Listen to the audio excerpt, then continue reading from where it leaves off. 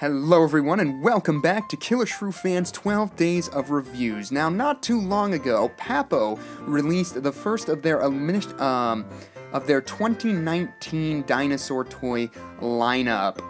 And amongst those dinosaurs was a repaint of their 2008 Allosaurus. I believe that was the year that figure was originally released, but now they will be repainting it for the year of 2019. And in order to celebrate that, I thought it would be fitting if we took a step back and reviewed the original Papo Allosaurus. So that is what we are going to be doing for you here today as part of Killershrewfan's 12 Days of Reviews. I'm really excited to take a look at this figure because, honestly, it is a figure that represents everything that Papo does well. It's got a great paint scheme, the detailing is fantastic, it's a good overall size. Everything about this figure is really cool, and I cannot wait to give you guys a closer look. So without further ado, let's do this! So starting off with the head of this Allosaurus, I will start off by saying that this Allosaurus, like the Jurassic World Fallen Kingdom Roarivore Allosaurus, suffers from a boxing-like build on the head. It's not bad, but it's certainly not as narrow of a build as I feel it should be. That being said, the sculptural details on this head are absolutely phenomenal. Papo have given us scales of varying sizes, individually sculpted teeth, a well-set eyeball. All of it looks so incredibly gorgeous, and like most Papo carnivores, it has an articulated jaw which opens up to reveal a nice wet-looking weathered tongue and cheek flaps. Yeah, I absolutely love the head on this thing, save for that boxy build, but looking at it in profile, it's definitely not bad. If we move down the body, you can see all of the other details that Papo have crammed into this thing, including sort of spiny scales and crocodilian-like scoots that happen at the back of the neck, on the shoulder blades, and above the haunch there. And then you can also see that the midsection features regular scaling as well, but I love the crocodilian-like nature of these sort of dorsal scales and the sort of variation in where the spines come out. It's not just like a continuous thing, it's just kind of scattered throughout. It looks absolutely fantastic, and it's very cool to the eye, and the detailing continues all the way down to the tip of the tail where it's overcome by those crocodilian-like scoots. The opposite side's really the same story. The crocodile-like aesthetic is carried over onto this side as well, along with the scales of varying sizes that cover the midsection. And then we come back up to the beautiful head of this Allosaurus, and there you can see it with the open mouth and individually sculpted teeth, and it is just a thing of beauty. Taking a look at the underbelly, as you can see, there are different style and scaling going on down here. So we have 3 different styles of scales on this Allosaurus, and I love this sort of plate scaling in the pectoral region and the anatomy therein. The bottom of the foot features the copyright logo, and there you can see on the front of the leg the sort of plate scaling that goes on there, and there you can see the Made in China button, and as you can see, the scaling continues all the way down to the tip of the tail. Taking a look at the feet here, they are sculpted quite well. They have all the levels of Papo detailing, including lovely weathered plate scalings.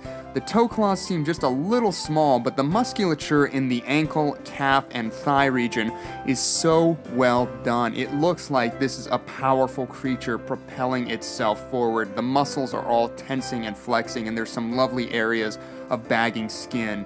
The back right foot features some splayed toes, which are absolutely awesome because, you know, splaying out the toes gives a model a real sense of weight. It looks like it is really pushing off the ground, and there you can see more of the lovely plate scalings, giving way to the crocodilian-like scales that cover the top of the thigh, and then you've got a lovely area where the skin is pulling away from the midsection.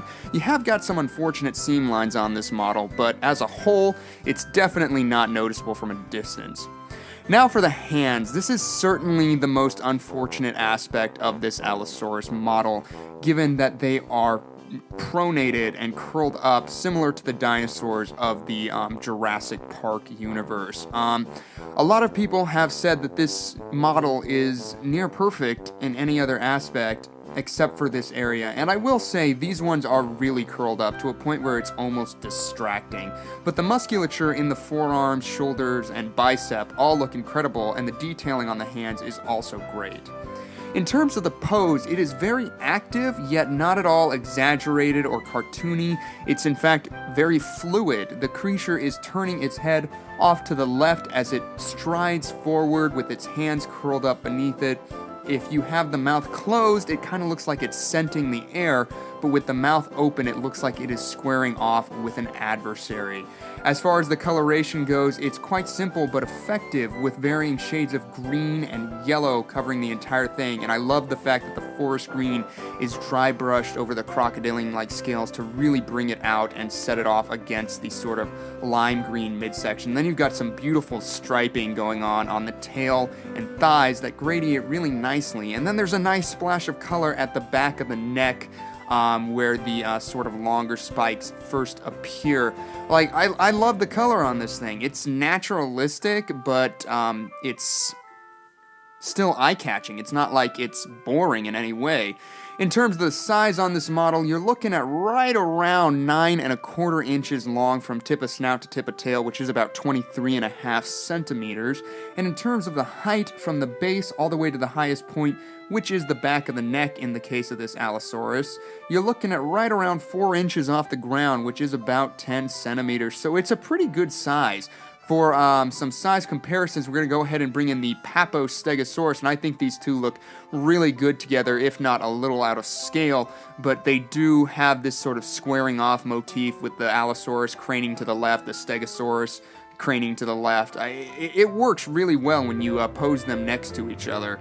Next up, we have the classic brown Papo Velociraptor, and I like to bring in this one because it is the most common, I feel like, Papo figure, not this paint scheme, but just the Velociraptor in general. So it really is the best to give people an idea of the size that they can expect with this Allosaurus. So there you have it, guys. That is going to do it for our look at the Papo Allosaurus. Overall, this is an absolutely fantastic figure, and one that I highly recommend, especially if you're a fan of Papo or just Allosaurus in general. Some sad news, however, it has come to my attention that this model will be retired as of 2019. This is probably due to the fact that they will be repainting it for the 2019 year, so this original paint scheme will be no more. So if you've been waiting to pull the trigger on this particular model, I would say get while the getting is good. If you were to ask me my overall rating of this figure, I would give it a solid 8.5 out of 10. The sculptural details are great. The pose is great. The paint scheme is great, if not a little simple, but still great. And I really... That says it all about this model. It hit the trifecta for me.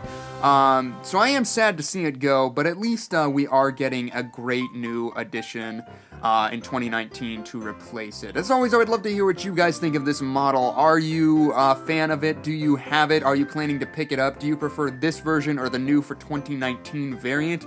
Let me know all of your thoughts down in the comments section below. I want to thank you guys so much for tuning in to Killershrewfan's Killer Toy Reviews during our 12 days of reviews. If you enjoyed today's video, don't be afraid to subscribe on the way out, because we got a lot more reviews coming your way very soon.